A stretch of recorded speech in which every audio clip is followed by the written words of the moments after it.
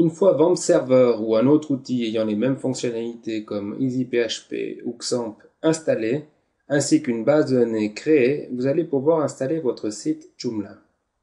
La première étape consiste à télécharger la dernière version de Joomla, soit sur le site anglophone officiel joomla.org, puis cliquez sur Download Joomla et télécharger la dernière version, soit directement télécharger la version francophone de Joomla sur le site joomla.fr. Cliquez sur le bouton Télécharger.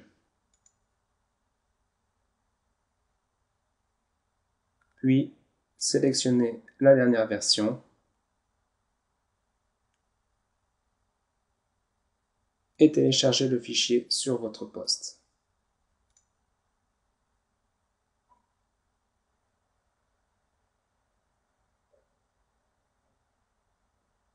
Le téléchargement terminé, il va falloir décompresser le fichier. Pour ma part, j'utilise WinRAR, mais vous pouvez tout à fait utiliser l'extracteur de Windows.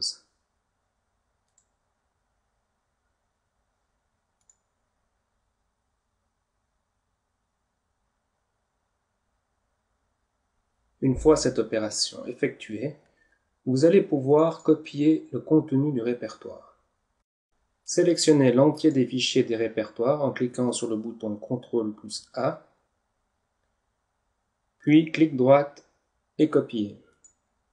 Si vous utilisez WAMP Server et que lors de l'installation de cet outil vous avez laissé les paramètres par défaut, vous devriez retrouver ce répertoire cvamp/www.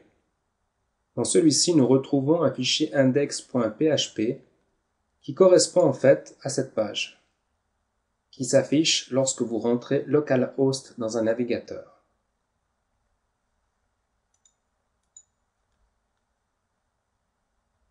À ce stade, soit vous créez un répertoire et vous installez votre site à l'intérieur de ce répertoire, soit vous copiez le contenu du site Joomla à la racine www. Pour ma part, comme je n'aurai qu'un site à installer sur mon poste, je vais installer le contenu du répertoire Joomla à la racine.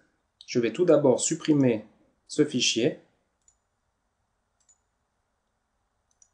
et coller les répertoires et fichiers Joomla.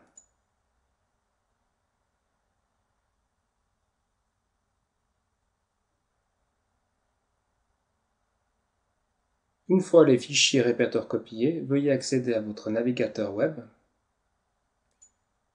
et rafraîchissez le contenu de localhost. Dans le cas où vous auriez installé Joomla dans un sous-répertoire, vous auriez dû rentrer après localhost le nom de votre répertoire, par exemple démo.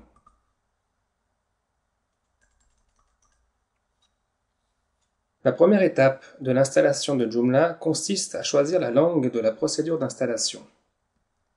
Une fois la langue sélectionnée, cliquez sur le bouton Suivant. Une nouvelle page s'ouvre contenant les paramètres compatibles ou non de votre système avec Joomla.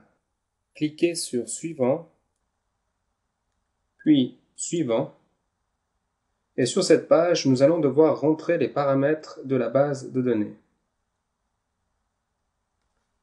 Dans mon cas, le serveur s'appelle localhost. Je vais utiliser l'utilisateur par défaut, qui est l'utilisateur root. Mais vous pouvez très bien utiliser un utilisateur que vous auriez créé dans votre base de données. Cet utilisateur n'a pas de mot de passe. Le nom de ma base de données s'appelle Joomla. Dans les paramètres avancés, il existe deux options, soit supprimer les tables existantes, soit sauvegarder les anciennes. Dans notre cas, ces options ne sont pas utiles car nous allons installer Joomla dans une base de données vierge. Vous pouvez également définir un préfixe des tables différent. Je vous conseille de laisser celui par défaut. Cliquez ensuite sur Suivant. Les tables sont en train d'être créées et la page de configuration FTP s'affiche. Comme nous installons le site en local, ces paramètres ne sont pas utiles. Cliquez sur Suivant. Et sur cette page, vous allez définir le nom de votre site, ainsi que l'email système d'administration et le mot de passe pour se connecter à l'administration de votre site.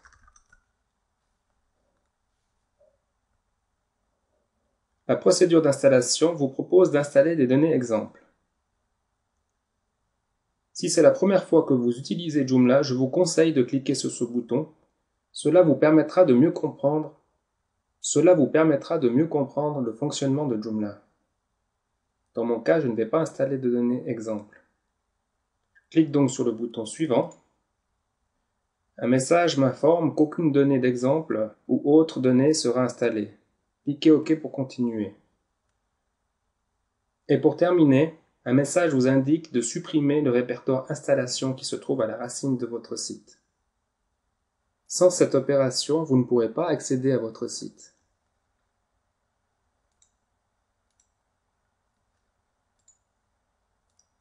Je supprime donc le répertoire installation.